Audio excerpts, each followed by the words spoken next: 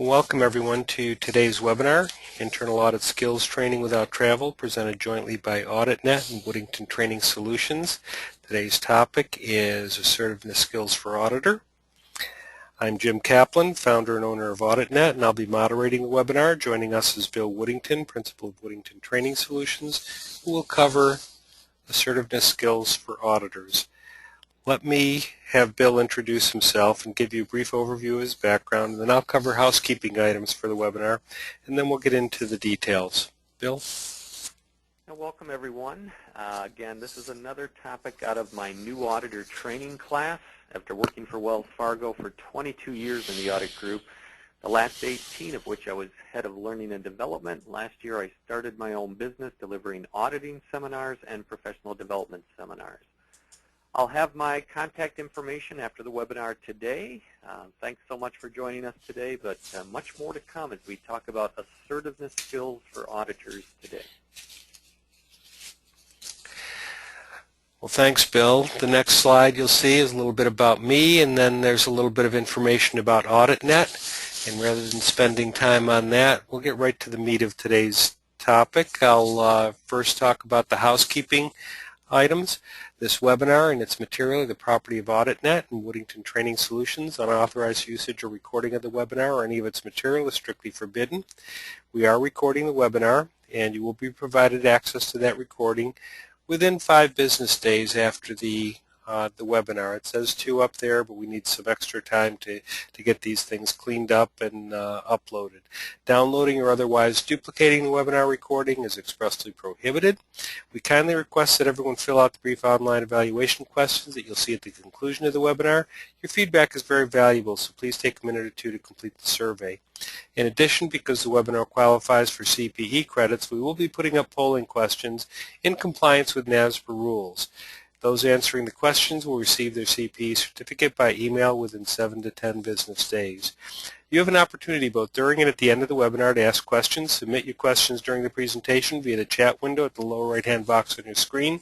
Type your question and press return to send it. Any question we're unable to answer by the end of the webinar will be answered via email directly within 48 hours. I'm now going to turn the floor back to Bill. If for some reason GoToWebinar does stop working, you should just restart, reload the software, and hopefully that will solve the issues. So let me turn it over to Bill and let him get into assertiveness skills for auditors. Bill? Thank you, Jim. As I said, this is a topic out of my new auditor training class, and when I teach the entire new auditor training class, it's a 2-day seminar. This topic is about a 2-3 hour segment. And today's webinar, we'll do a 90-minute segment related to assertiveness skills. Obviously, this is a soft skill topic, a people skill topic, and I'll be totally honest with you, I feel just as strongly about teaching the audit skill topics as I do the people skill topics. I mean, if you think of anybody you ever worked with or worked for, and if they were deficient in a certain area, was it their technical skills or their people skills? So often in my experience, it was their people skills. And this is a skill, you know, a skill that can be learned. You might say to yourself, well, Bill, I'm not really an assertive type of person, but now, this is something that you can actually learn. In today's webinar, I hope to give you some tools for your toolbox, some things you can take with you, not only in your professional life, but in your personal life. They could be used as well. And a number of things related to this topic. You know, a few months back, I got a call from Joel Kramer, who is the head of the MIS Training Institute, and Joel said, Bill, could you come to one of our conferences and do a topic? And he said, you can pick the topic. And, you know, I think he really wanted an audit topic, an audit, you know, more technical topic. But I said to him, Joel, how about if I do a topic out of my new auditor class titled Assertiveness Skills for Auditors, a soft skill topic? And I think there was like dead silence on the phone. You know, I don't think he was really looking for that. And very hesitantly he said, well, I guess, you know, if that's what you want to do. And I went down to his conference. I think it was in Florida. I'm based in Minneapolis, and you know, I probably brought maybe 20 handouts with me. And when I got into the room, maybe there was 100 people there. I mean, it just totally took me by surprise. And It had nothing to do with me. I mean, they didn't know me at all. But I think there's a realization that to be successful in anything, in your business life and maybe your personal life as well, you not only need to have the technical skills, you need to have the people skills. And as I said, this is a people skill topic.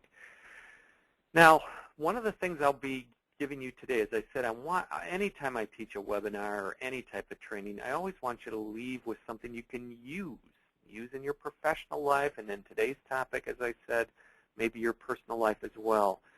I'm going to actually share some skills with you in the segment of our webinar today, as skills from a book titled, When I Say No, I Feel Guilty. When I Say No, I Feel Guilty. It's authored by Dr. Manuel J. Pete Smith, and I'm just going to show you a little video clip that's a companion video to that book. We'll look at the video maybe for 10 minutes. We'll come back and I will talk about the skills that are introduced in the video. You know, why would I show you this? Why would this be important? And before we get into this today, I really want to say this. This is not changing you. I mean, this is you being you. The skills I'm going to talk about today are you being you, your own natural style. I want you to use some of the skills that we're talking about today. You know, this may help you. You know, I'm not trying to change your values, as another thing I wanted to say. The skills I'm showing you today may help you hold to your values in certain situations. I mean, how do you deal with criticism? How do you hold to your position when you need to hold firmly to your position? Again, some tools for your toolbox as we get into this today. Now, when you hear the word assertiveness, people who are assertive are what? And you know, when I ask that question in the live classroom, people shout out, pushy, you know, things that I really didn't want to hear, to be totally honest with you. Aggressive. And as we start out today, I'm actually going to contrast assertive behavior with aggressive behavior, and also contrast assertive behavior with non-assertive behavior. There is a difference, and I want you to take that as a learning point today as we get into this. There is a difference between assertive behavior, non-assertive behavior, and aggressive behavior. What is the difference? What are the differences? Why would assertive behavior be most appropriate in the internal auditing profession, in dealing with the people we deal with, in dealing with our business partners throughout the organization? Well, I always say, whenever you go through a learning event, you should always see objectives. So here's where we're going today. We'll talk about assertiveness. And again, in that second bullet, what are the differences between assertive behavior, non-assertive behavior, and aggressive behavior styles? We'll look at, again, how you can become more assertive in certain situations, not trying, as I said, to change your personality or to make you somebody different than who you already are. But I think what you'll realize today is in your own natural style, you can use some of the skills that we'll be talking about today that will help you in your professional life and your personal life. And as I always say, and when I give my contact information after the webinar today, please contact me if you have any questions about anything that we talk about in the webinar today. I mean, just let me know as you start using some of these skills. Are they working for you? Do you have any questions about them? Be more than happy to talk about them as we get into the webinar today, or after the webinar, at any time. All right, so let's look at a definition, first of all, of assertive behavior. It includes being direct, honest, and respectful while interacting with others. Behaving assertively allows you to express your needs, thoughts, and feelings openly and honestly without violating the rights of others. You being you, your own natural style. Now, what are some things I want you to think about? Well, you know, before we talk more about assertive behavior, every time I teach this topic, there's certain things that go through my mind. I mean, I think about in my own life when I really didn't behave assertively when I should have behaved assertively. And I'm sure we can all reflect back in our own lives where we really didn't behave the way we wanted to behave in certain situations. I mean, I'll even think of a situation, this just popped in my head, when I was in high school. It was one of those dances. We had a high school dance where the girls asked the guys to the dance. And I know I'm dating myself. I think they called it the Sadie Hawkins dance, and that probably happens all the time today. But when I was in high school, this was an event where the only way you could go to the dance if you were a male is if a female asked you to the dance. So it was the week before the dance, and I remember I was at my locker, and Tina was walking towards me, and I thought, oh my gosh, she's going to ask me to the dance. And I don't know why, but I really didn't want to go. I mean, I was pretty shy back then. I didn't think I was a good dancer. I don't know really what my reasons were, but I just had it in my head, I hope I don't have to go to that dance on Friday. Well, here comes Tina. I'm at my locker, and, I try to get that locker open and get out of there, but you know how those lockers were back then, at least. Unless you had the combination exact, it wouldn't open, and I was fiddling with it, and now Tina's right with me. And she goes, Bill, I was wondering, would you like to go to the dance on Friday? And I just lied to her. I said, I can't, I'm going out of town this weekend. I mean, my parents told me this week we're going out of town. And she goes, oh, okay, thanks. So, right after I did this, and as she was walking away, I had a huge sense of remorse or regret. I mean, I just thought, why did I do that? I actually kind of liked her. And, if anybody was going to ask me to the dance, she would have been one of the girls I was hoping would.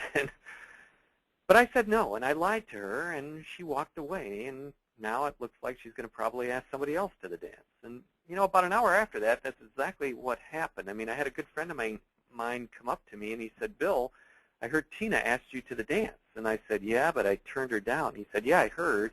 She already asked another person. She already asked Bob. And I thought, Bob? Why is she going with Bob? I didn't like Bob or something. I don't know, but what's Bob got? Anyway, I had Tina in a class later that day, and I wanted to still be friends with her, and she was sitting right across from me in we were at our desks in a math class, I think it was, and she was sitting right across from me, and this friend of mine was sitting right behind me, the friend who told me she had asked somebody else to the dance. Well, I wanted to make it up to Tina. I thought, I knew in my heart I wasn't going out of town, and what if she saw me around? And so I just said to her, Tina, I just wanted to thank you for asking me to the dance this morning, and I talked to my mother at lunch, and turns out we're not going out of town. I'm lying on all this, by the way. And I just wanted to know, I heard you ask Bob to the dance. I'm really happy you have a date. And she goes, I didn't ask Bob. I haven't asked anybody but you. And this friend of mine who's sitting behind me is rolling out of his chair because he had made the whole thing up about her asking Bob, and I had to go. I told her, oh, well, yeah, great, I guess we can go. And I remember I had a great time at the dance. And as I reflect on this, I thought, why couldn't I have just said yes at the start? Why couldn't I have just been assertive and said, Tina, thanks so much for asking me. I'd love to go. Because I think in my heart, that's really what I wanted to do. Now, we can all reflect back, and I know this had nothing to do with auditing. If you look in the bold print at the bottom of the page here, obviously that's what I want to get to. Why have this topic as part of our audit skills training? Why do I have this topic in my new auditor class? As I was saying, I think we can all reflect back on times when we did not behave assertively, not only in our personal lives, but in our professional lives. Why would assertive behavior be important to auditors?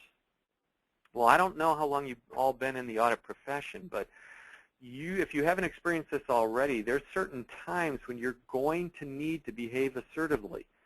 When you uncover a finding and the business partner is pushing back on the finding, disagreeing with you, criticizing you, how do you respond? Is there a right way and a wrong way to behave in certain situations in the audit profession? And we'll get into this as we talk about assertive behavior today. Very much looking forward to talking about this topic with you. It's a fun topic to teach when I teach it in the live classroom, and a fun topic to teach when I teach it in the virtual classroom as we are today. So let's look at the 3 different behavioral styles. Remember what I said at the start of the webinar today. People become confused about assertive behavior, and sometimes they start thinking of it in terms of aggressive behavior. So what is assertive behavior? What is non-assertive behavior? And what is aggressive behavior? Well, let's look at the 3 definitions here. Non-assertive behavior, behavior that is passive and indirect, typically communicating a message of inferiority. Aggressive behavior, more complex, can be active or passive. Aggression can be direct or indirect, honest or dishonest, but it always communicates an impression of superiority and disrespect. And finally, what we're going to focus on today, assertive behavior, is active, direct, and honest. It's you being you, your own natural style, as I said. It communicates an impression of self-respect, respect for others. Let me give you an example. You come up to me and you say, hey, Bill, I got tickets to the Aerosmith concert, some rock band. And I say, Aerosmith? What kind of idiot likes a band like that?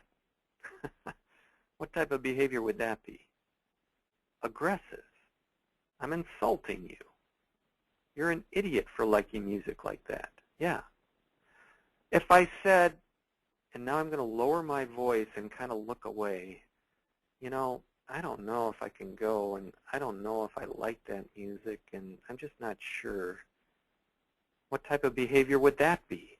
Non-assertive. And one of the things we'll talk about here in a few minutes, tone of voice and body language plays a huge role in how your message is interpreted.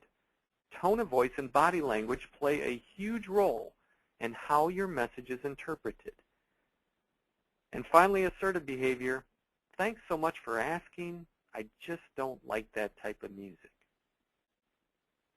3 different styles of behavior, and today's focus obviously relates to assertive behavior. You know, these quotes you see on this slide, and I'll just kind of have you look through them. I'm not going to go through all of them today. I mean, when I do this in the live classroom, you know, only an idiot would think of a solution like that. Don't you ever think before you talk? What type of behavior style, as we go through the bullets, I ask the students, what type of behavior is this? And obviously the first one is aggressive.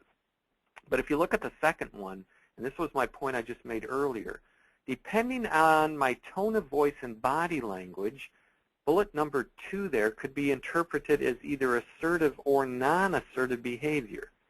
And again, we'll talk much more about how tone of voice and body language play a major role in message perception here in just a few minutes. Well, I couldn't go too much further without talking about a little psychology. I mean, since we're talking behavior, let's talk about a little psychology 101 for a minute. And here's another key learning point for you today that I'll talk about here on this slide. The ABCs of behavior. And you probably already know this. Maybe you haven't thought about this recently. Maybe you had this topic in a college or high school class. But what is this? Well, what I'm trying to get at is this. In our lives, in all of our lives, there are numerous activating events that happen to us every day. And it's really our belief about those activating events that ultimately affect our behavior. The D on this slide, the dog, the D. Okay, well, let me give you an example. I'm driving home after work and somebody cuts me off in traffic. Now, if I believe that they're taking advantage of me, people are always taking advantage of me, what do you think my consequences in feelings is going to be? Angry, anxious. And what do you think my ultimate D, my behavior might be? I might step on that accelerator and try to cut them off, right? If I could only change my B in my life, maybe my behaviors would be more the way I want them to be. When somebody cuts me off in traffic, if I tell myself, you know, there's somebody having a bad day. And I know we all have bad days in life. What do you think my ultimate feelings will be?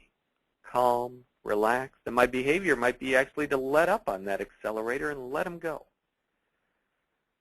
Why is it that in our lives, all of these activating events sometimes seem to have such a negative effect on our behaviors? Why is it the same activating event can have such a different effect on people when it comes to their behavior? Could it be their belief about the activating event? And I'd like you to write this down or just remember this. Here is one of the learning points from today's webinar. When you look at the B, after something happens to you, after the A, when you get to the B, always ask yourself this. is what you're telling yourself, is the belief about the A, is it true? Is it true? Because I believe so much of what we believe about the activating events in our lives are just not true. I mean, when my son was young, he came up to me one day and he said, "Dad, I'm not going to school today." It was Friday the 13th, and he was superstitious, you know. He goes, "Dad, I'm not going to school today. Something bad's going to happen." And I was like, "John, you're attaching meaning to meaningless things." "What was that, Dad?" "I'm just saying, you're attaching meaning to meaningless things. Your belief about today's date that it's automatically going to be a bad day for you just isn't true. It just isn't true." You know, when I was at one of my other jobs, I had people reporting to me, and we were about to take a trip. I remember we had our flights booked, and we were about to travel for this project. And one of the people who was to go on the trip came up to me a few days prior to the trip and said, "Bill, I'm not going to go on the trip."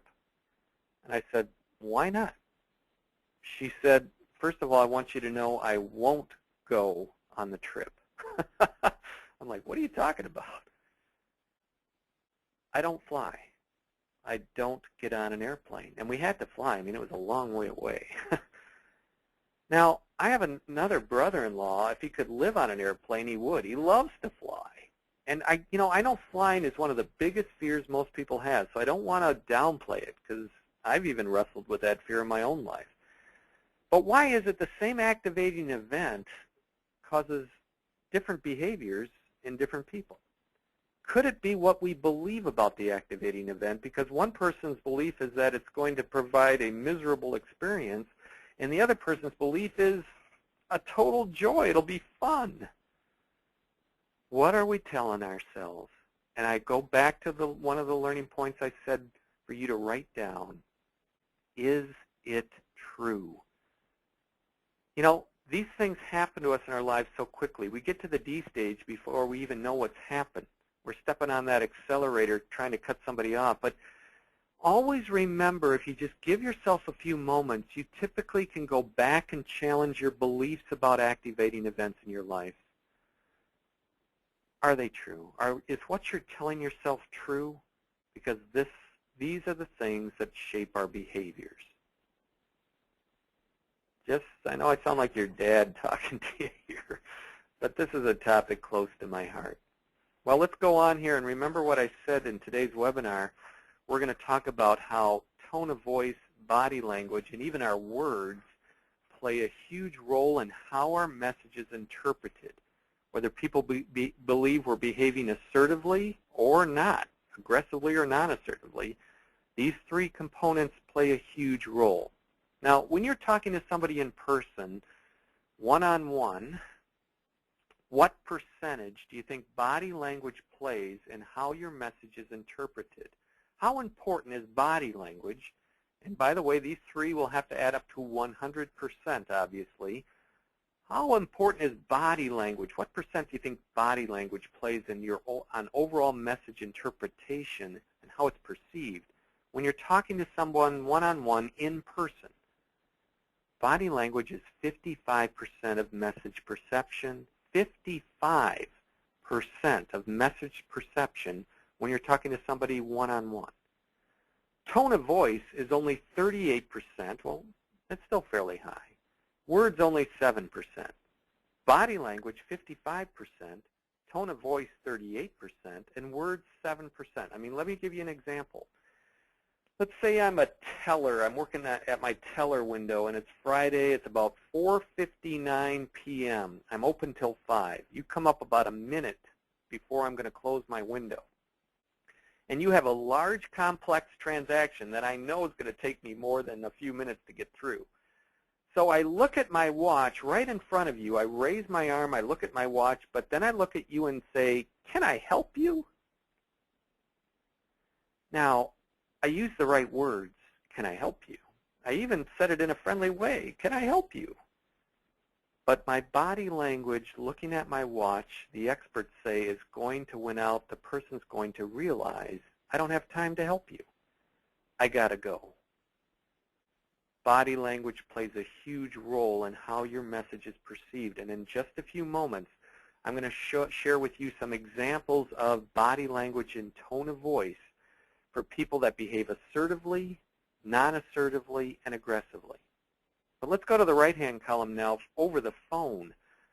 What percentage do you think body language plays? Now, you could argue this, but 0% for body language. Now, some people will say you should sit up straight in that, but for now, let's go with that. Body language is 0% of message perception. Tone of voice is 87% when you're talking to somebody on the phone. Words only 13%. 87% of message perception when you're talking to someone over the phone is tone of voice. And you know this. I mean, have you ever gotten a call from somebody, like usually for me it's at the dinner hour, they're trying to sell you something. Hey, Bill, I got this, you know, and when you first pick up the phone, they sound like your long-lost friend from high school. I mean, you think it's some friend. And so you're very much into it initially, and then they say, I've got this vacuum cleaner I want to sell you, and then you realize it's a solicitor, and you hang up. But people who sell over the phone are taught that tone of voice is huge in how you'll be received. All right, just some things to think about here. All right, so here's our first polling question. Let me launch the first poll here.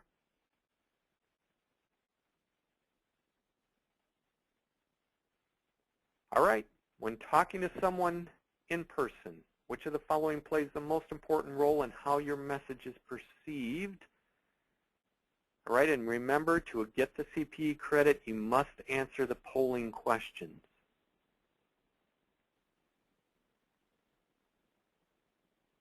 I'll just give a few more seconds here.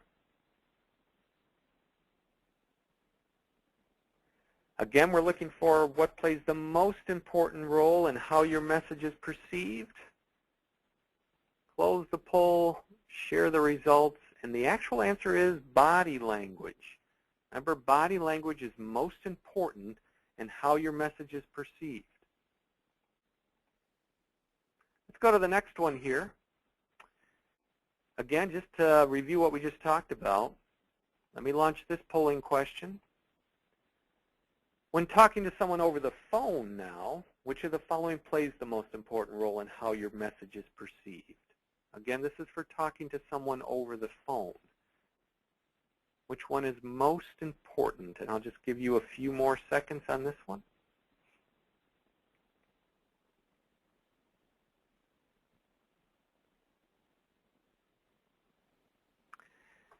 All right, close the poll, and that is correct. Tone of voice is most important in how your message is perceived. Okay, let's go on to our next topic here, and this is what I mentioned, well, actually the same, a little bit more information about body language and tone of voice. So let's talk, let me give you some examples for people behaving non-assertively, aggressively, and assertively. What types of examples of body language and tone of voice are typically reflected? Well, let's look at non-assertive behavior first. People that behave non-assertively, examples of posture, like sifting from one foot to the next, leaning on one foot, then leaning on another foot, slouching, standing back or withdrawing from people, putting your hands behind your back, all listed as non-assertive behavior. Gesturing, nodding your head constantly, fidgeting, lack of eye contact, facial expressions, yawning, giving the person a worried look, all non-assertive behaviors. And for voice, soft, timid, monotone. People that don't inflect their voice at all is listed as non-assertive behavior. Here's aggressive behavior examples now. Posture, for people behaving aggressively. People putting their hands on their hips. People folding their arms. You know, I had this, here's another one. People that just keep working on their laptop when people come into their office and don't look up. You know, somebody walks into your office and you just keep typing, hey, how you doing? But you don't give them the time of day. You don't give them any eye contact. You're saying, I don't have time for you. I'm just going to keep working. Gestures for people behaving aggressively. Putting your arm around someone. Putting your hands behind your head and your feet up on a table is listed as aggressive behavior. If you wear glasses, looking over the tops of your glasses at someone. Pointing at people, rolling your eyes, all examples of gestures for people that behave aggressively. Facial expressions, staring, smirking, stern looks, or scowling.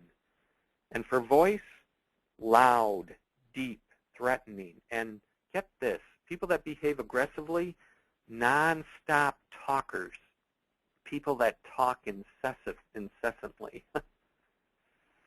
But what we most want to focus on today, and again, just contrasting the other two so you can really see the difference between assertive behavior, aggressive, and non-assertive. Here are some examples of people who behave assertively.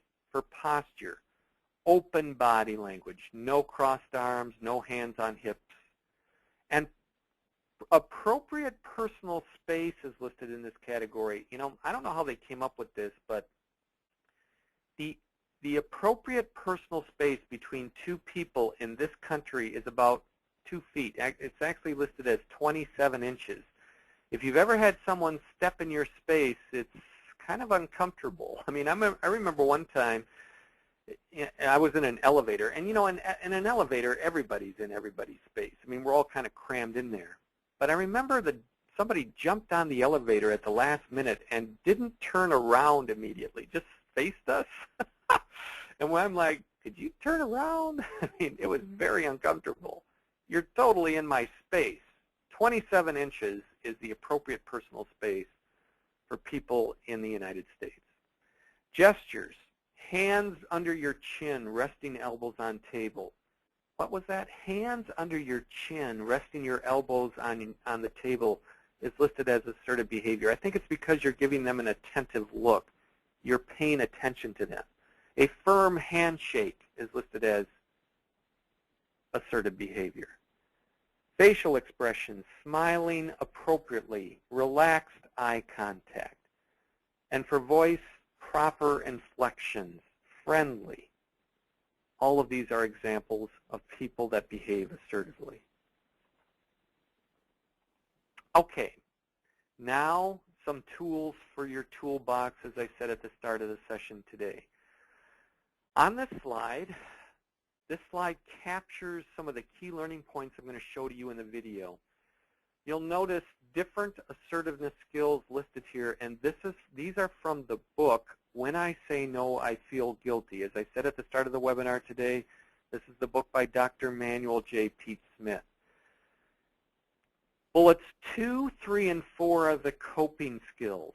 Coping with what? Coping with criticism. Fogging, negative assertion, negative inquiry are the coping skills, coping with criticism. The first 4 skills are really the core of assertiveness training. Those are the skills I'll show you briefly in the video today. After the video, I'll come back and I'll go through each of the skills in much more detail. So for now, let's just watch the video. I'm going to turn up my volume so you can hear this. And let's go to the video, and then we'll come back and we'll talk about what the video presents. Hello, I'm Linda Kelsey. Like the people in our opening scenes, most of us often feel guilty when we say no, even though that's exactly what we need. We allow our judgments to be sabotaged through manipulation and knee-jerk defensiveness and the desire to be people pleasers. Why do we let this happen? Why do we permit the verbal assertiveness that we were all born with to be dissipated, downplayed, and discouraged? Hang-ups left over from our childhood are the villains. Hang-ups we haven't totally shed. Remember some of them? Of course you like carrots. They're good for you. Of course you want to be a dentist. Your grandfather was. Of course Mother knows best. She's an adult. Of course you're going to Billy's birthday party. He invited you. And besides being told what you believed and thought and who you liked, remember some of the other good stuff you were taught? That conflict was a no-no, when it's really a daily occurrence. That making a mistake was terrible. And so was changing your mind, or saying, I don't know. I'll go today, to help you back on the road to assertiveness through these verbal skills. Here to help me explain and demonstrate those skills is Dr. Manuel J. Pete Smith. Hi. Dr. Smith is a clinical psychologist who is on the faculty at UCLA and the author of the Bible on Assertiveness, When I Say No, I Feel Guilty, upon which our film is based. Also with us are two very fine actors who are enthusiastic students of assertiveness training, Shay Dokey and Michael McNabb. Hi. Hi. Here with us, too, to ask some of the questions you might ask are those four non-assertive people from the teaser scenes who are about to reclaim their right to make their own judgments and stick to them. That's what assertiveness is all about. It starts with the premise you are the ultimate judge of yourself. And if you accept that responsibility, then you'll rid yourself of a lot of the guilt and garbage people lay upon you about what you should do and what you should think. The end result? You'll be a better communicator and a more effective person. You'll handle complaints and criticism better, be less easily manipulated, and like yourself more. So let's get started. While we'll be touching on all these skills, we'll be concentrating mostly on the first three skills. They're the real core of assertiveness. Skill number one, broken record. A skill that by calm repetition, saying what you want or mean over and over again, teaches persistence. You do this without getting angry, irritated, rude, or loud. Watch. You certainly want your children to learn faster, don't you, ma'am? I understand what you're saying. I'm not interested in an encyclopedia. How old are your children? I'm not interested. You won't even tell me how old your children are? I understand you're interested in their ages. I'm not interested in your product. Well, you certainly must be interested in your children's well-being. Do you know a national survey shows higher achievement scores for children whose homes own encyclopedias? I understand. I'm just not interested. Where that skill gets its name is obvious. You literally speak as if you were a broken record stuck on the same thought. We're trying to get rid of an involuntary habit and make our behavior voluntary. She could have been even more assertive if she simply hung up on him. He shows us skits simply to illustrate the main aspect of broken record, persistence, sticking to your guns. Besides, you can't hang up on a lot of people in your life, a boss, or colleagues, or customers. Notice, too, that Shay spoke in a low-level, relaxed voice. That's very important. If you let yourself become angry in any verbal exchange, you're in trouble. When anxiety goes up, the brain shuts off. Another thing we hope you learned from that dialogue is to get rid of that compulsive habit to answer every sidetracking question that's put to you.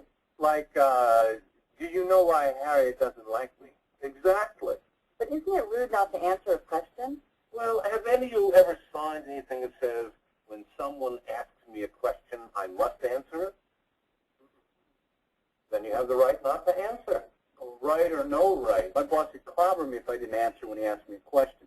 When you learn to drive, Jim, you practice driving around an empty lot before you take it on the freeway. You're beginners now, so you start with the basics, and you can factor in common sense later. Even so, aren't you simply teaching people to be obnoxious, always wanting their own way like a broken record? We're just teaching a useful skill. We're not setting goals or values. Assertiveness training isn't going to make a saint out of a conniver, or vice versa. Assertiveness training will simply make a more effective saint or more effective conniver. These assertive skills are like any other skill you learn. They are amoral. After you learn to drive the car I talked about, you can use that skill to take your kids to a Sunday school picnic, or you can use it to drive a getaway car for a robbery. But what if both people know broken record? Won't you end up with a standoff? Why don't we hold off on that one until we cover all the skills? Then I think you'll answer it yourself. Before we move on, let's have two of you try a brief exercise in broken record. Jane, you be a customer who's returning a faulty toaster she bought. And Bill, you're the hardware store salesperson who sold it to us. Remember, Bill, make her feel anxious or guilty or any of the slimy, manipulative ploy you can come up with. Okay. Remember me? I bought this toaster from you last weekend. It doesn't work, so I'd like a replacement. Oh, I think you should take it back to the manufacturer. Their name is on the warranty. I know the manufacturer's name is there. I want a replacement from you. Well, you've had this toaster for 3 days. Maybe you used it in the wrong way, or maybe you dropped it. It doesn't work. I want a replacement. Well, maybe someone tampered with it? I'd like one that works.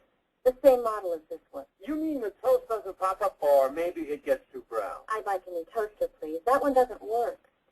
Did you know that this toaster comes from our most reliable manufacturer? I understand. It doesn't work. I'd like a replacement. Well, hey, Joe, get this lady a new toaster. Skill number 1, broken record. Remain focused on your goal without giving up or losing your cool. Good job, Jane. Skills 2, 3, and 4, the coping skills that teach you how to deal with criticism.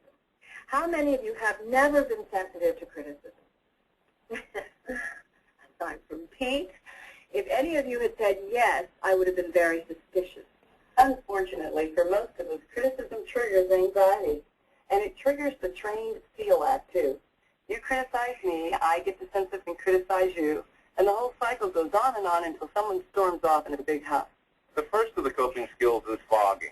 In fogging, you calmly acknowledge the criticism while agreeing there may just be some truth in it. This allows you to receive the criticism comfortably and objectively while still remaining the judge of your own actions. And it denies manipulators what they want most, getting a rise out of you. Now, zap me, Linda, with a fast and dirty double dose of criticism, if you please. Okay. Pete, I can't see your eyes through those glasses, and I find your accent annoying. Well, my glasses are a bit thick, and some people certainly don't like my accent. Now, fogging is great to fend off manipulative criticism. It works equally well for constant naggers and for those one-liners that nitpickers toss your way. Repeat, you don't deny the criticism, you don't get defensive, and you don't counterattack. You become sort of like a fog bank. You offer no resistance if something is thrown at you. You're simply unaffected. And it's no fun to throw things at you after a while. Watch. Mrs. Palmer is threatening to discharge herself because no one gave her medication last night. Can't you nurses follow a simple order? I prescribed it. It's right on her chart. The prescription was for 3 days, Dr. Knox. Yesterday was the 4th day. Oh, all you nurses are the same. You never remind doctors of what they should do. Well, perhaps we should have reminded you. You're supposed to help us, not create problems. It must seem like we aren't very helpful sometimes. I hate having my patients complain. You're experienced nurses. You should have fixed it. Perhaps we should have. Don't let it happen again. What did she really want to tell him? Drop dead. Right, but it would have brought her a shouting match and a headache. Instead, she kept her cool and saved her self-respect and a lot of wasted time. She probably also saved the professional relationship. The doctor obviously wasn't having a good day. The practice of fogging does a lot of good things for you. It allows you to acknowledge criticism comfortably, but still be a judge of what you do or don't do about it. It also teaches you to be a good listener, to listen to what's actually said instead of reading minds. Often a lot of our anxiety comes from what we read into a criticism as a result of our own insecurities. Who knows? If you listen instead of getting uptight, the criticism may even be helpful. Well, what if you don't agree with what someone says? It seems kind of spineless to just agree with it. Well, we're not suggesting you confess to a murder you didn't commit. Fogging is for judgment calls, opinions. We're just giving you a tool to handle arbitrary criticism. Jim and Marcia, try fogging. Jim, you be the fogger, and Marcia, you be his coworker who thinks his attitude is terrible. Really lay into him now with the criticism. Jim, your attitude at work lately has been really terrible. Well, you could be right. You're such a show-off. Everyone is annoyed by your kidding around. Well, perhaps I should be more serious. And the way you dress sometimes, so unprofessional. Perhaps I should dress more professionally. You're lazy, too. Everyone is tired of covering up for you. Well, perhaps I should be more on the ball. Let me interrupt for a second. You know, you could be doing this much better. You're not getting it at all. Oh, wait, I thought... you may be right, Dr. Smith. I could do this better. You are right. but what if the criticism is for a mistake you made, and let's say the criticism is 100% bona fide, you really goofed. I mean, it's only natural that you're going to feel guilty. Yes, but you don't have to beat yourself over the head with it, which brings us to the next coping skill, negative assertion. Negative assertion, a skill that teaches acceptance of your errors and faults without feeling guilty about them, and without apologizing. Most of us grew up believing we should feel rotten about ourselves if we made a mistake or did something wrong. This verbal skill teaches acceptance of your errors and faults by strongly and sympathetically agreeing with the criticism about you. Pete, we lost the Potter account because you procrastinated in getting our new cross schedules to Potter. Boy, did I. That was really a stupid mistake I made. Yeah. Saying that doesn't bring back the Potter account. It would have been much better if Pete hadn't made the mistake in the first place.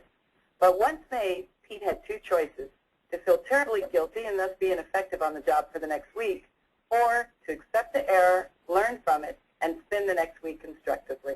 Negative assertion allows you to look more comfortably at any negatives in your behavior or personality without resorting to denying the truth or becoming defensive or anxious.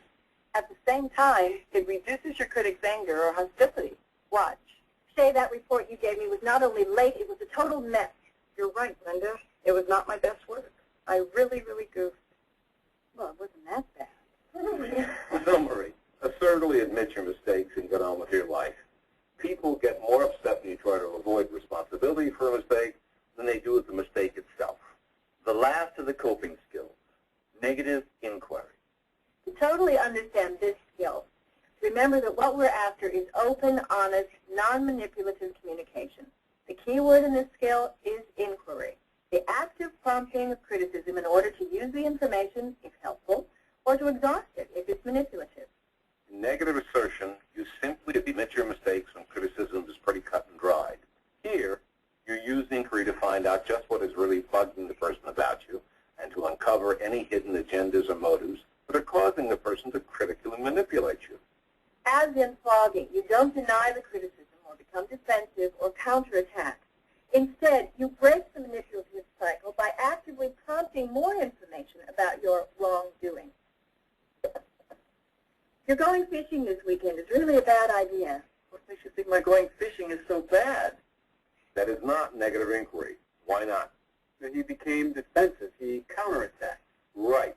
Just because you ask a question doesn't mean you're prompting further criticism. He was really pointing his finger at Linda and saying, "Who are you to tell me not to go fishing?" Now, this is negative inquiry. Your going fishing this weekend is really a bad idea. What is it about my going fishing that's bad? It always tires you out and you'll get a headache. I don't understand. What is it about my getting tired and getting a headache that's so bad? Well, besides that, you'll get smelly. Honey, I really don't understand. There must be some other reason for my not going fishing besides getting tired or getting a headache or smelling up the house.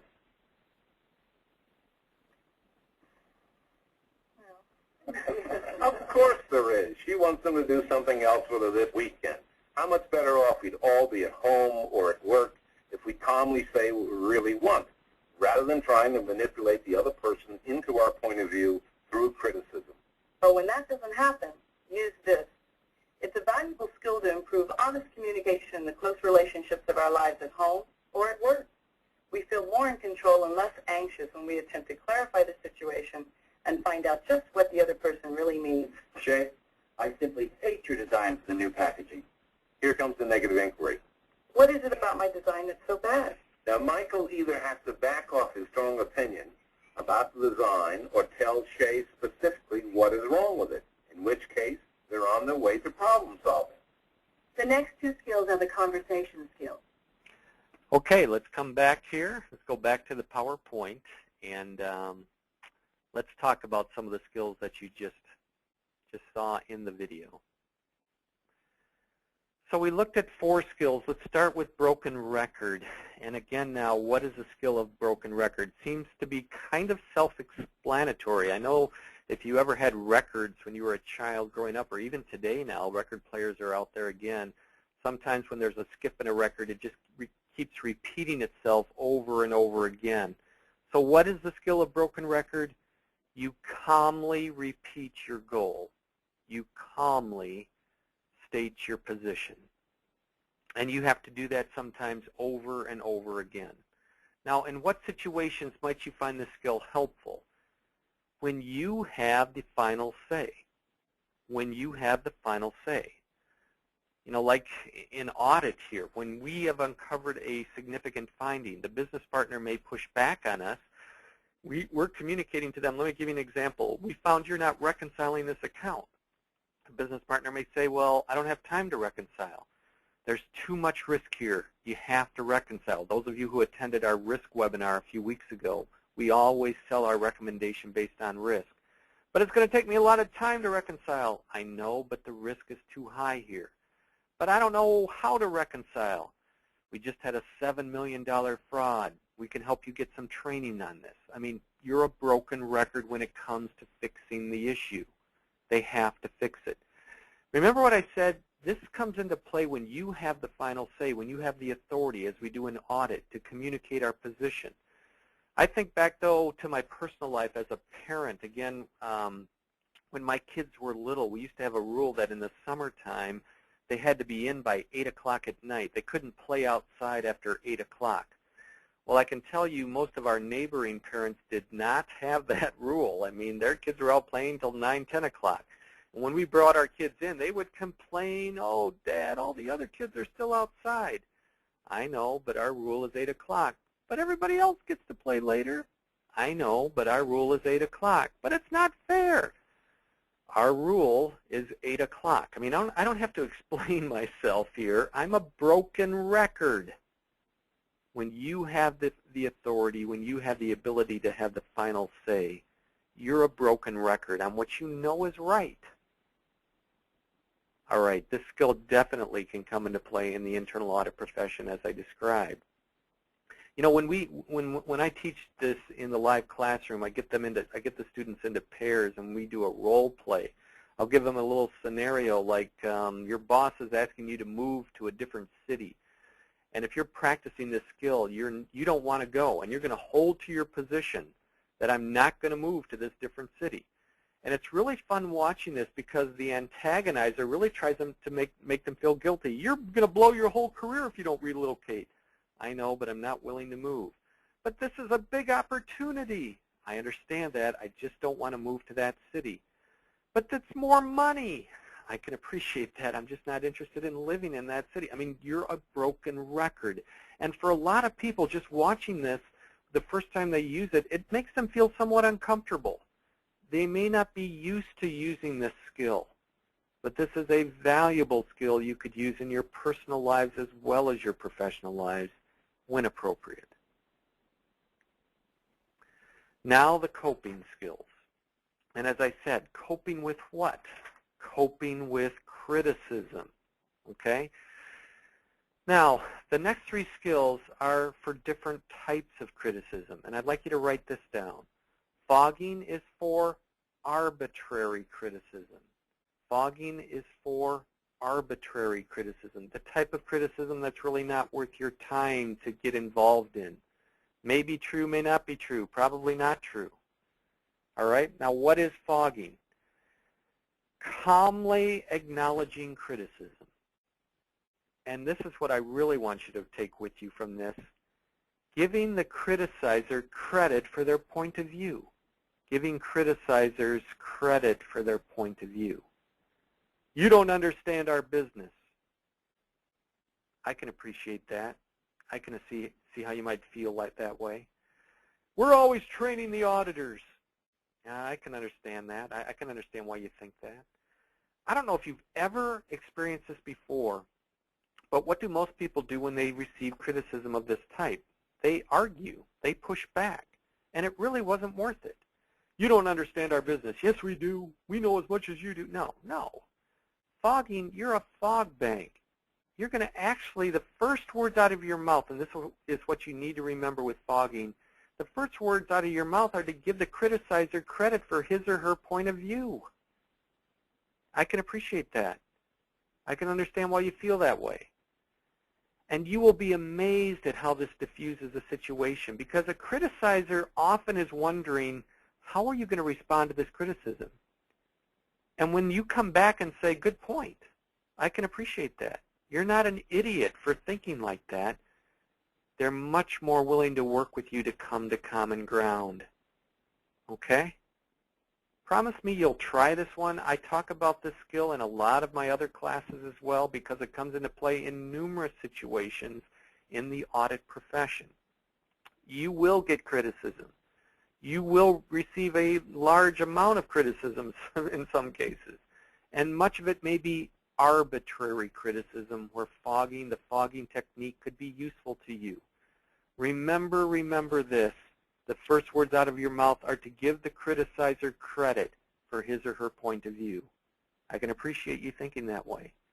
I understand how you might think that way. Good point. Okay? And you'll be amazed then when you have the ability to state your own side of the position, your position, the criticizer is much more willing to listen to you. You know, again, please shoot me an email afterwards today. Let me know how this goes. It's a very useful technique. All right, just to review this one, let's go to our next polling question. And let me launch it here.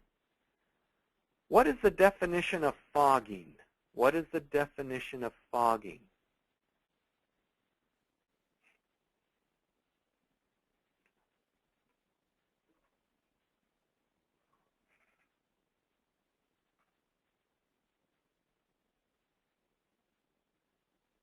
Okay, just going to close the poll here and share the results. And that is right, acknowledging criticism, calmly acknowledging criticism. All right, let's go to our next assertiveness skill. Again, dealing with criticism now, but here's the second one for dealing with criticism. What type of criticism? This is for valid criticism. The criticizer is totally right in criticizing you for this. Remember in the video, that report was late. Now, how do you respond to valid criticism? Negative assertion is this: you accepting your faults, you accepting your mistakes. You're right. It wasn't my best work. I really, really goofed. You know, this is probably the easiest one to describe. You just accept your faults and mistakes. But in the real world, in the world we live in today, where we all feel like we have to be perfect, maybe it's the hardest for us to actually put into practice. Do we feel comfortable admitting that we're not perfect? Because we're all not, right? Do we feel comfortable admitting our mistakes, that we really goofed here? Try this skill as well. You'll realize how much easier your life becomes because you move on with your life. You don't get caught up in spending numerous amounts of energy or excessive amounts of energy in defending yourself when it's not appropriate. No, you're right. It wasn't my best work. I really, really goofed. And even to say I'm sorry would be totally appropriate here. Negative assertion is for valid criticism, you accepting your own faults and errors. We're not perfect, and moving on with our lives. The last of the coping skills is negative inquiry. Now, what is negative inquiry? Well, first of all, what type of criticism is negative inquiry to be used for? Non-specific criticism. Negative inquiry is to be used when you are receiving non-specific criticism. What is negative inquiry? Asking questions to get at the underlying behavior related to the criticism. You asking questions to get at the underlying behavior related to the criticism. I mean, let me give you an example. I hear things like this all the time. Bill's not a team player. Bill has a bad attitude. You know, and when I receive criticism like that, my natural inclination would be to say, oh, I'll be a better team player. I can have a better attitude. And then I walk away thinking, I don't know what I need to do to be a better team player to have a better attitude. No, this is non-specific criticism. If someone comes up to me and says, Bill's not a team player, Bill, you're not a team player, I would say, what is it about my behavior that makes you think I'm not a team player? Bill, you have a bad attitude. I should say, what is it about my behavior that makes you think I have a bad attitude? Because this now forces the criticizer to get specific related to my behaviors. And the only way I can change performance is to change my underlying behavior. If the criticizer then says, well, when you threw that stapler at me, that's why I'm saying you have a bad attitude. Or when I told you, and when I asked you to come in and work this weekend, you said, go jump in a lake. Oh, now I realize why you think I'm not a team player. But if I don't actively question, when I get this non-specific criticism, there's no way I know what behaviors I need to change. And I see this all the time. I hear this type of criticism all the time. This is for non-specific criticism, actively questioning the criticizer to get at underlying behaviors. A couple of the skills we didn't show in the video today, I just want to cover briefly. 2 skills, free information and self-disclosure now. What is free information? What is self-disclosure? Free information is you giving information about yourself that wasn't specifically asked for.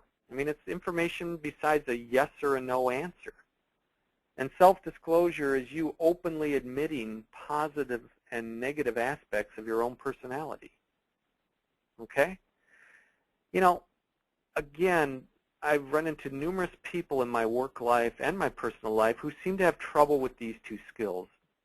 They don't freely give information about themselves unless they're specifically asked for it, and they're not willing to disclose aspects of their life without being specifically asked for it. Okay? You know, I used to interview students for our associate program when I was at Wells Fargo. These would be new college hires that we were hiring as entry-level auditors. And I would go to the college campus to interview these students, and I would sit across the table from what looked like on the resume a very qualified applicant. You know, a 3.9 GPA, involved in numerous activities. But when I would ask them for information, or when I would ask a question, they'd often just maybe answer yes or no. Or even if I asked an open-ended question, they just wouldn't give me much information about themselves and wouldn't disclose anything more than what I asked for. They couldn't sell themselves. They couldn't establish a relationship with me. You know, when I teach one of my leadership classes, I do a little icebreaker. And you might want to try this with your own staff sometime in a staff meeting. It's a very simple icebreaker. We go around the table. I get people into groups, and they have to go around the table, and each person must tell 5 things about themselves. It forces them to do what this slide is getting at. The 5 things I direct them to do is they have to tell their full name, they have to give their favorite movie or tell the rest of the group their favorite movie. They must tell the group their hometown. They must also tell the group their biggest accomplishment in life. And finally, they must disclose to the group their biggest fear. 5 things they need to disclose about themselves: their full name, their favorite movie, their hometown, their biggest accomplishment in life, and their biggest fear. And one of the 5 must be purposely false. They have to lie, if you will, about one of the 5. And the game is the rest of the group tries to identify the one of the 5 that they're not telling the truth about. And why do I do this? Because it gets people to open up. It helps them to establish relationships with their other group members. And just watching this play out in the room, I see people getting to know each other. In fact, after the class, sometimes they're getting together saying, hey, do you want to meet for dinner? Or do you want to get together for a drink? Or let's exchange phone numbers. They've almost become friends over one day of training. And this little exercise at the start seems to play a big role in breaking the ice and getting people to feel comfortable with each other. These 2 skills are part of the assertiveness skills I'm sharing with you today: free information and self-disclosure. And the last assertiveness skill, and maybe this is more of a goal than a skill when you're dealing with people, is workable compromise. Now, first of all, what is a compromise? Well, I was watching the movie To Kill a Mockingbird. I'm sure a lot of you have seen that movie, that old movie with Gregory Peck. And there's a little scene in the movie. Gregory has a daughter. She must be 6 years old, something like that. And she just went to her first day of school. Now, Gregory Peck is her dad in the movie, and before she goes to bed every night, he reads to her, and she loves it when her father reads to her before she goes to bed. Now she goes to her first day of school, and the teacher tells her, your dad is teaching you to read all wrong, and it's got to stop. You have to tell your dad he's got to stop reading to you anymore. She comes home from school and she's sitting on the steps right outside outside the front door of her house, and she's crying. And Gregory Peck sits down next to her and says, "Scout, what's wrong?" And she goes, "I'm not going to school ever again." And he goes, "Why? What's wrong?" "The teacher says you're teaching me to read all wrong, and it's got to stop. You have to stop reading to me." And he says to her, "Scout, do you know what a compromise is?" And she turns to him and says, "Breaking the law?" No, and here's what Gregory Peck says to her. "A compromise is an agreement reached by mutual consent. A compromise is an agreement reached by mutual consent." And he says to her, "You consent to the necessity of going to school, and we'll keep on reading just as we always have." And it's a great scene because she's now totally fine. If a compromise is an agreement reached by mutual consent, should this be in an auditor's vocabulary? I mean, do auditors ever compromise? Well, the answer to that question is a resounding absolutely. Okay? Now, would we compromise on an issue, on a finding? If it has significant risk, no, absolutely not. But could we compromise on management's fix, on management's corrective action? I mean, we make a recommendation to management that addresses the root cause of the issue. Management must respond back to this with their written corrective action plan. That corrective action plan could be different than our recommendation, but as long as it addresses the root cause of the issue, I'm fine. I would definitely be willing to compromise on the corrective action plan as long as it addresses the root cause of the issue. But I don't think I would ever compromise, or I wouldn't compromise on the issue itself. There's too much risk. You must address this issue.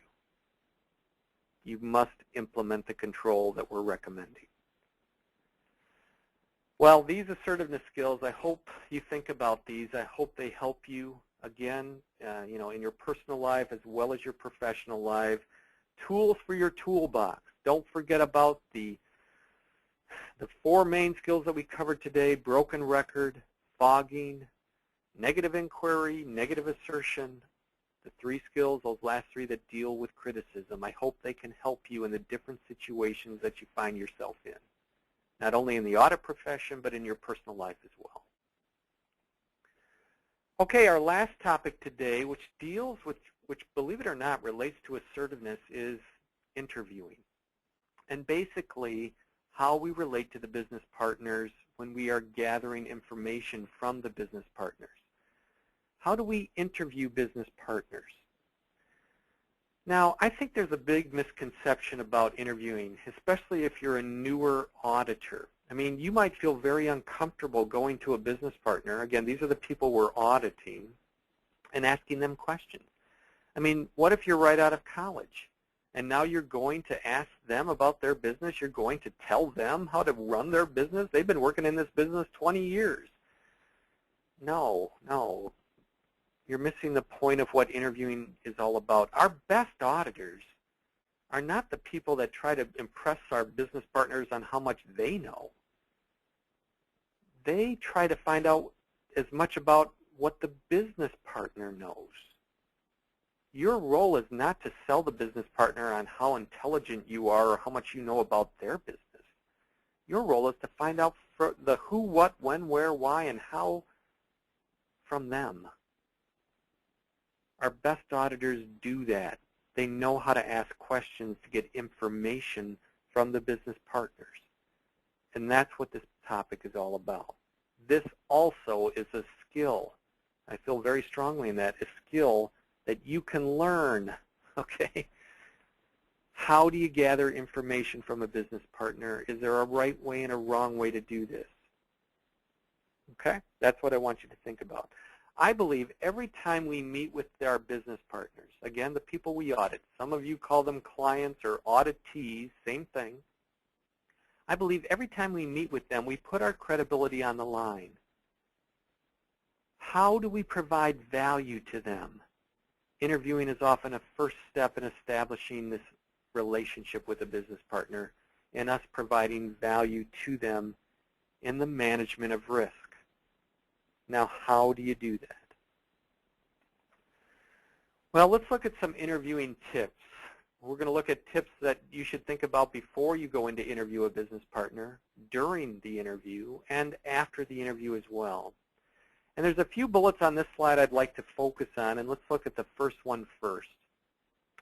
I mentioned this in our training, I believe it was last week, and also in one of the other webinars as well.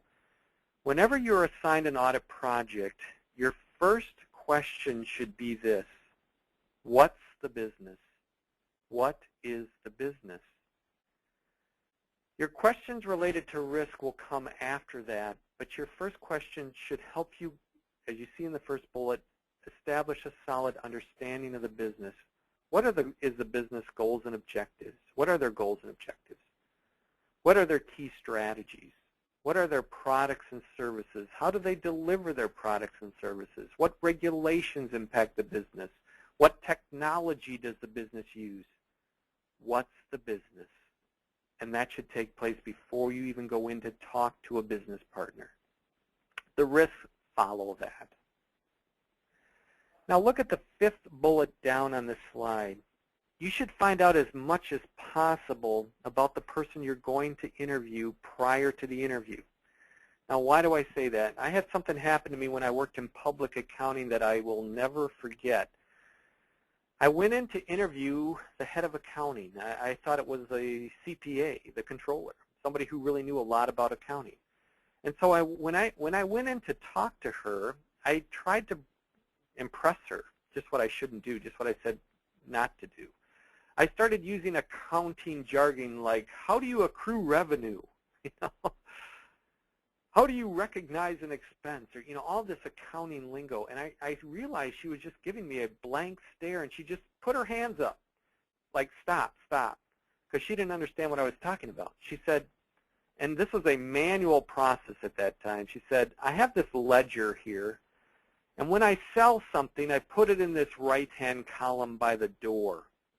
And when I pay a bill, I put it in this left-hand column by the window. And I just couldn't believe what I was hearing. I mean, she didn't know anything about accounting. I mean, when I walked out of that interview and I sat down at my table, the in-charge auditor came up to me and said, how did the interview go?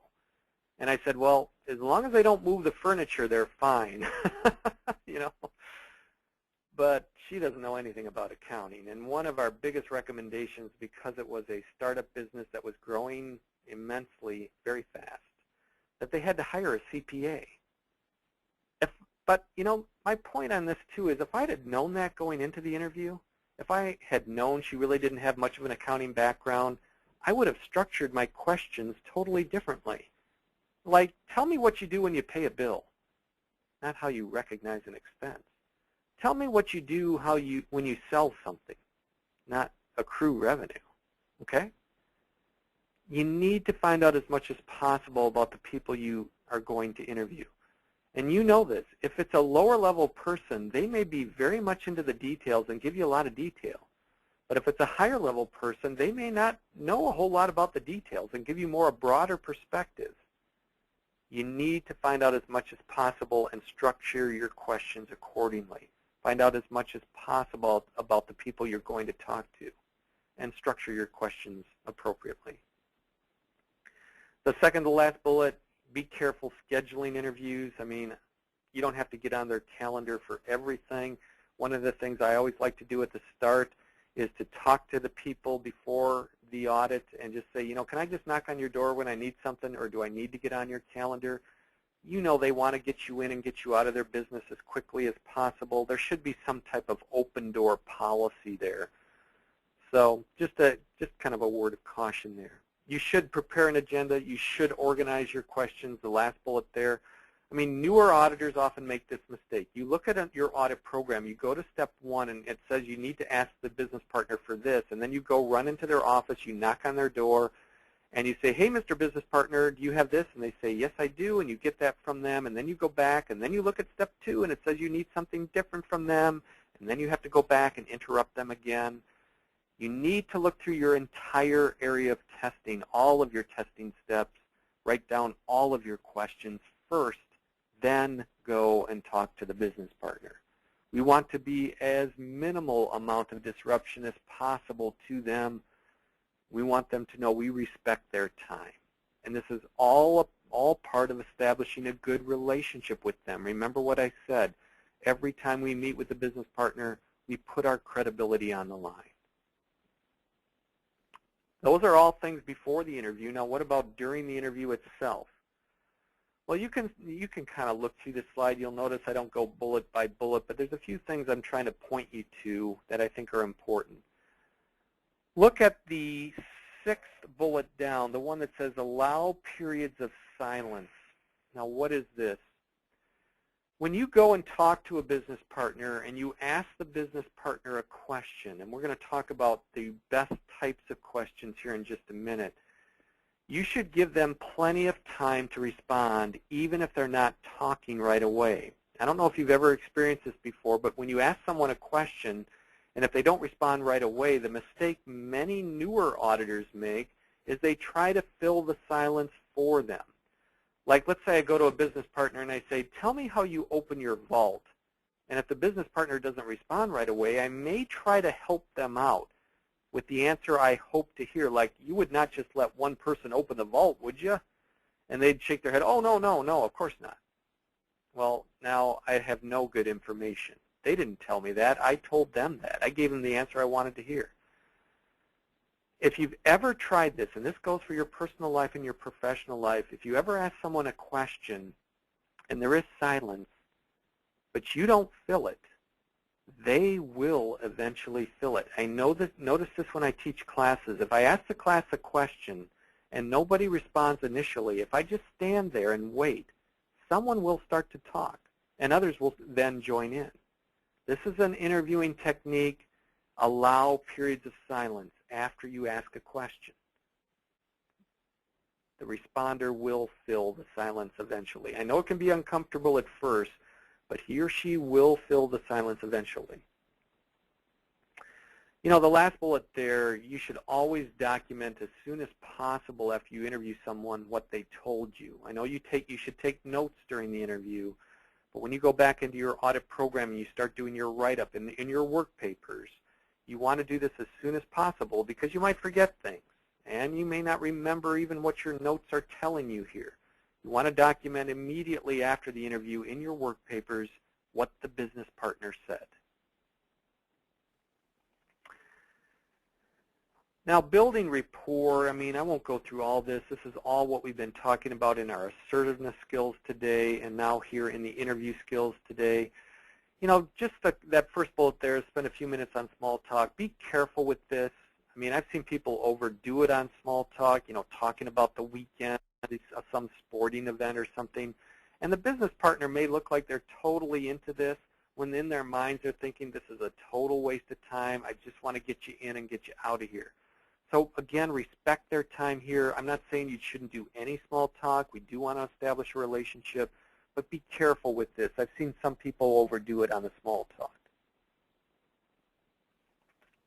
Now, a key learning point in the interview skills topic today, the types of questions to ask, the best types of questions you as an auditor should ask. Now, what is the difference between an open-ended and a closed-ended question? Well, an open-ended question, typically the responder cannot respond with just a yes or no answer. A closed-ended question, they can't. I mean, when my kids were little, I know I've talked about my kids several times today, but this just seems to stick with me. When they would come home from school and when I'd get home from work, I'd want to talk to them about their day, but I'd make the mistake initially of asking a closed-ended question like, did you have a nice day in school today? And they'd say yes, and then they'd run off and play. And I had no conversation with my sons. Well, I realized this was getting me nowhere, so I changed the question. What did you do in school today? And now they'd have to talk. They may not want to talk a lot, but sometimes they reveal some things that would lead to a longer conversation, like, well, I had this test and I don't think it went well, and then we'd start to talk about it. This is the same thing now when you interview an auditee, when you interview a business partner. You should always ask an open-ended question. And the next slide here, it should be an unbiased question. Okay? Now, what is the difference between a biased and an unbiased question? Well, the example I gave just a few minutes ago, you would never just let one person open your vault, would you? Is biased. Because I'm leading them to the answer I want to hear, that no one person should be able to open the vault door. As opposed to an unbiased question, tell me how you open your vault. I don't know what I'm going to hear. Maybe they're going to tell me only one person opens the vault.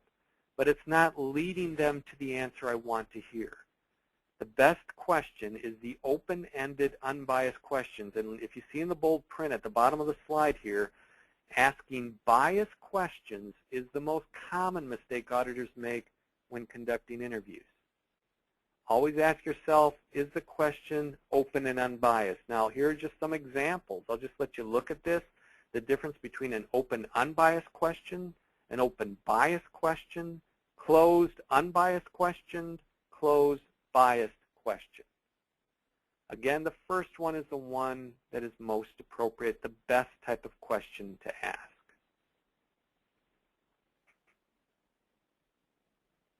All right, let's go to our last polling question today. And I'll just put this one up in front of you here. What is the best type of question to ask?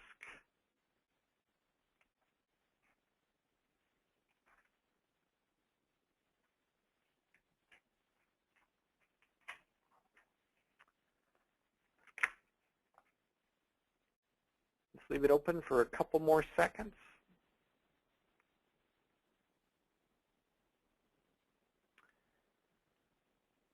What is the best type of question to ask? The correct answer here is, again, the opened, unbiased question. All right, before I wrap up today, I just wanted to mention something. When I teach this topic in the live classroom, we do a little exercise. And let me just describe it again. This might be one you might want to try in your audit with your audit team. I get people into pairs. And one person is a storyteller and the other person is a listener. The person who tells the story must be short with the story. In other words, 2 to 3 minutes maximum for the story. It could be a story that has nothing to do with work. It could be a story from childhood, a funny story that happened to them recently, anything, but typically 2 to 3 minutes in length. The listener is not allowed to talk. They're not allowed to say anything. They cannot take notes. They cannot write. They can't do anything but sit there and listen. Not allowed to talk, not allowed to take notes. When the teller is done telling the story, the listener must tell the story back to the teller as accurately as possible. So when the teller of the story says, "I'm done with my story," now the listener is required to tell the story back to the teller as accurately as possible. Now, why do I put this in the class here? Because a number of key learning points come out of this. First of all, people will tell me, I listened much more attentively because I knew I had to tell the story back to the teller. And they'll tell me it was an extreme handicap that I was not allowed to take notes. And that is why it emphasizes the importance of note-taking when you interview someone. And they tell me it was an extreme handicap that I was not allowed to ask clarifying questions. And it brings up the important point, you must ask clarifying questions during an interview.